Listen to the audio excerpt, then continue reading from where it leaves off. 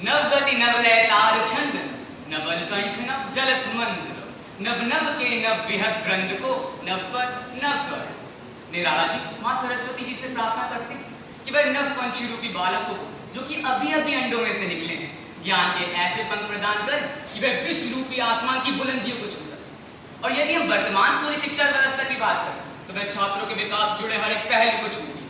अरे उसने निराला जी की इच्छा को पूर्ण किया। तो मेरे मत से इस शिक्षा व्यवस्था में किसी भी प्रकार की कोई सुधार की आवश्यकता है ही नहीं। सुप्रभात, आज मैं अभिषेक सिंह AK फतेहगढ़ की ओर से वाद विवाद के इस विषय के विपक्ष में अपने विचार प्रस्तुत कर रहा हूं। कुछ लोगों का मानना है कि वर्तमान स्कूली शिक्षा व्यवस्था त्रुटिपूर्ण है और अंग्रेजी शिक्षा नीति पर आधारित है। तो मैं इस बात का खंडन करते हुए स्पष्ट कर दूं कि आजादी के उपरांत मेरे देश के अनेक राष्ट्रनायकों एवं शिक्षाविदों ने समय समय पर नई शिक्षा नीतियां मान्यवर ज्ञात हो 1952 में मुदालिर आयोग तो 1966 में कोठारी आयोग ने अनेक सुझाव देकर शिक्षा व्यवस्था को व्यवसाय तकनीकी से जोड़कर धन अर्जन के साथ साथ नैतिक मूल्यों से भी जोड़ा। और फिर इतने समय के बाद आज हम जिस शिक्षा व्यवस्था पे पहुंचे वो सर्वोपरि है, सर्वश्रेष्ठ है, सर्वगुणयुक्त है और जिस शिक्षा व्यवस्था में किसी भी प्रकार के कोई सुधार की आवश्यकता नहीं। यदि हम वर्तमान स्कूली शिक्षा व्यवस्था की बात करें तो वह हम छात्रों के विकास से जुड़े हर एक पहलू को छूती है। अरे तो हमारा भाषा ज्ञान भी तो सशक्त कर रही है। जहां उच्च प्राथमिक स्तर तक हमें हिंदी, अंग्रेजी एवं संस्कृत दक्षता प्राप्त कराती है, तो वहीं इंटरमीडिएट में फ्रेंच, जापानी, जर्मन जैसी भाषाओं को सीखने का मौका देती है।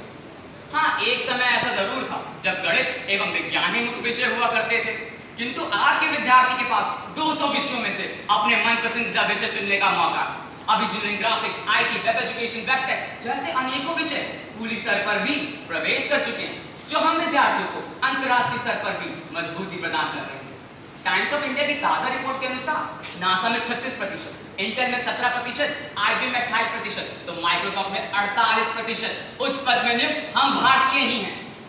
अब वह समय चला गया जब 4-6 प्रश्न रटकर या मोटी मोटी किताबें पढ़कर हम साल में मात्र एक बार परीक्षा देते, क्योंकि आज की शिक्षा प्रणाली में हमारी शैक्षिक प्रगति के अतिरिक्त हमारी मानसिक प्रगति, भावनात्मक प्रगति, शारीरिक प्रगति, नैतिक मूल्यों का विकास, इन सभी पक्षों को विकसित किया जाता है तथा सतत व्यापक मूल्यांकन होता है।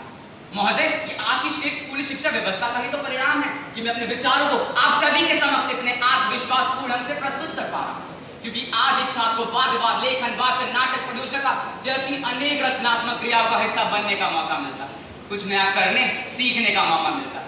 फिर किस सुधार की आवश्यकता है? क्या हम चाहते हैं कि छात्र पुनः दबाव एवं तनाव युक्त हो जाए या फिर कुछ अंकों के पीछे पुनः आत्महत्या करने पे मजबूर? नहीं नहीं, मुझे तो लगता है कि मेरे विपक्षी मित्र चाहते हैं कि वह गला काट प्रतिस्पर्धा पुनः लागू हो जाए। मान्यवर ज्ञात हो, नई शिक्षा प्रणाली की वजह से हमारा शिक्षा दर 64% से बढ़कर 74% पहुंचा, क्योंकि आज की शिक्षा प्रणाली ने छात्रों को नई सोच प्रदान की, नया नजरिया दिया। और यदि ऐसा ना होता तो इतना युवा अन्ना हजारे के साथ अनशन पर ना बैठता। यदि ऐसा ना होता तो दामिनी के साथ हुई इस खौफनाक वारदात के पीछे इतना युवा आवाज ना उठा। हाँ, किंतु मैं अपने विपक्षी मित्रों की इस बात से तो इत्तेफाक रखता हूँ कि सुधार की आवश्यकता है। हाँ, सभी ने सही सुना, मैंने यही कहा कि सुधार की आवश्यकता है, किंतु किस में? हमारी वर्तमान स्कूली शिक्षा व्यवस्था में नहीं, जनसमान की सोच में, जनसमान की चेतना में, हमारी शिक्षा व्यवस्था को सही रूप से समझने में।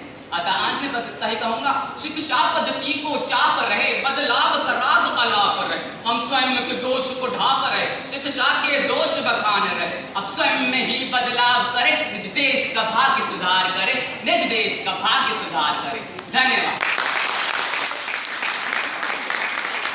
मेरा पहला प्रश्न आपसे ये है कि जब विद्यार्थी को अपना विषय चयन करने का समय आता है अपनी रुचि के अनुसार, तो उसे दूसरों की सहायता लेनी पड़ती है।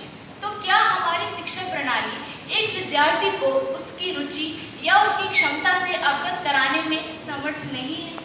सर्वप्रथम आपके प्रश्न के लिए धन्यवाद।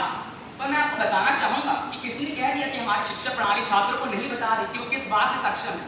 10वीं का रिजल्ट आता है, जिस तरीके से नंबर आते हैं हमें पता चल जाता है कि हमारे अंदर क्या है कि हम किस विषय में अच्छा कर पाएंगे, किस विषय को अगर हम लेके चलेंगे तो कुछ अनोखा करके दिखाएंगे। ये बात हो गई। उसके बाद शिक्षा प्रणाली की बात करें तो शिक्षा प्रणाली में हमारे मनोवैज्ञानिकों को भी शामिल किया है, जो छात्रों को जब वो मनोवैज्ञानिक स्थितियों से गुजरते हैं तो नई सोच प्रदान करते हैं। धन्यवाद। मेरा दूसरा प्रश्न आपसे ये है कि जन ने जन सामान्य की सोच और चेतना को बढ़ावा देने के लिए शिक्षा प्रणाली, आपने कहा कि शिक्षा प्रणाली में बदलाव की आवश्यकता नहीं है, परंतु शिक्षा ही वह चीज़ है जो हमारे युवा में या छोटे छोटे बच्चों में नई सोच, नए जुनून को जगा सकती है। फिर भी और जब ये सोच जगेगी तभी बड़े होकर वे अच्छी चेतना को बढ़ावा दे सकते हैं। तो आपको क्या लगता नहीं है कि शिक्षा प्रणाली में कुछ बदलाव किए जा सकते हैं? मैं इस प्रश्न का उत्तर मैं एक उदाहरण के स्वरूप देना चाहूँगा। जैसे कि मम्मी ने अच्छा खाना बनाया, स्वादिष्ट खाना रखा होगा, मम्मी कह रही है बेटा खा लो, मैंने कहा मुझे नहीं खाना, मम्मी कह रही खा लो, मैंने कहा नहीं खाना, तो मुझे पता ही नहीं चलेगा कि जो माँ ने खाना बनाया वो स्वादिष्ट है।